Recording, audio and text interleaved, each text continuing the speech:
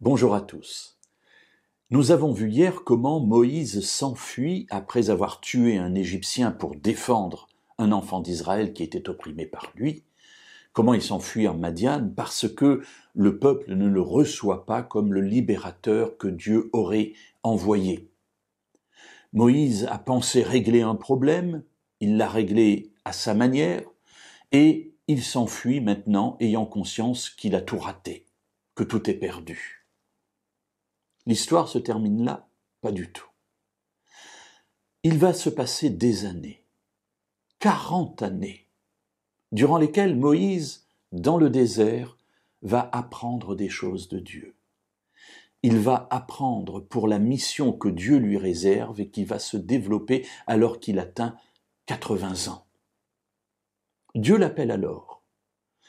Il lui dit « Va, retourne en Égypte, et c'est toi qui vas libérer mon peuple. » Peut-être que Moïse aurait pu dire « Mais attends, mais c'est ce que j'ai voulu faire il y a 40 ans, et ils n'ont pas voulu. » Dieu lui dit « Écoute, depuis 40 ans, tu as appris des choses, et tu as désappris d'autres choses. Maintenant, tu es prêt, va. » Alors Moïse y va.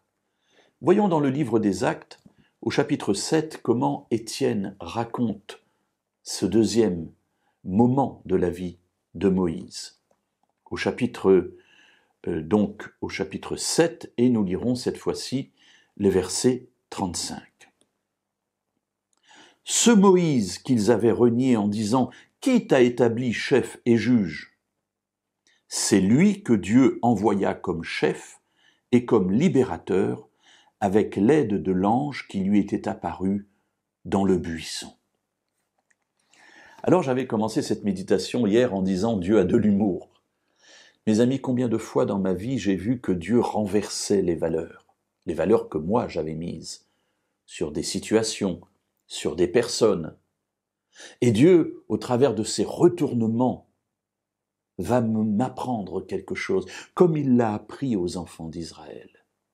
Celui que tu rejettes, je vais m'en servir pour ma gloire, et peut-être même pour ton salut.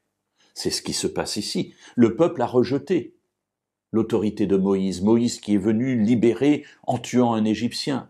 Je suis persuadé que ce n'était pas du tout le plan de Dieu, mais néanmoins il l'a fait. Et puis le peuple l'a rejeté. Et Étienne dit, mais c'est justement celui-là que Dieu a choisi. Dieu l'a choisi parce que même si vous l'avez rejeté, lui, il avait vu sa valeur et il a été capable de l'amener à passer d'une valeur moindre à une valeur extraordinaire, celle d'un métal précieux. Ce Moïse que vous avez rejeté, c'est lui qui va vous libérer. Alors mes amis, soyons attentifs aux signes que Dieu met dans notre vie, aux rencontres qu'il place dans notre existence. Ne soyons pas prompts à rejeter tout cela. Examinons avec soin, prions, parce que parfois Dieu place près de nous des anges qui nous sont envoyés, des messagers qui nous sont envoyés de sa part. Après l'avoir rejeté, Dieu nous donne une seconde chance. Alors si c'est le cas, saisissons-la, parce que c'est bien par lui ou par elle que Dieu veut nous sauver ou nous donner une réponse aux questions qu'on lui a posées.